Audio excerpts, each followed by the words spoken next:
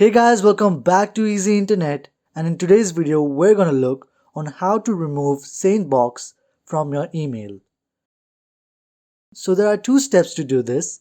So first you have to open your SaneBox on your web browser, and on the dashboard you need to scroll a little bit down and then click on Pause Filtering. Once you click on Pause Filtering, it will temporarily disable SaneBox from working and filtering your emails on your email ID. So by doing this, it will not cancel out your subscription or it will not delete your account, but it will just temporarily stop all the services that SaneBox provides you. So for example, let's say for some amount of time you wish not to use SaneBox. So you can just simply click on pause filtering and then SaneBox will be disabled until you manually enable it. This is a temporary way to stop using or remove SaneBox from your email.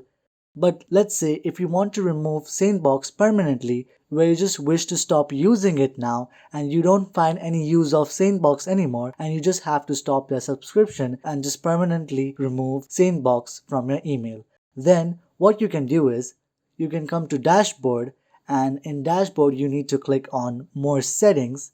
Once you click on More Settings, you need to click on Cancel under the Account section. Once you click on Cancel, you will be directed to this page. Once you're directed to this page, they will ask you why you are canceling this subscription or their service. In this video, I'm going to choose the option "It's not working," and after I click on it, I'll click on the option "Cancel my account." Once you click on "Cancel my account," now you have successfully stopped and removed SaneBox from your email. You have cancelled their subscription and now you have deleted your account.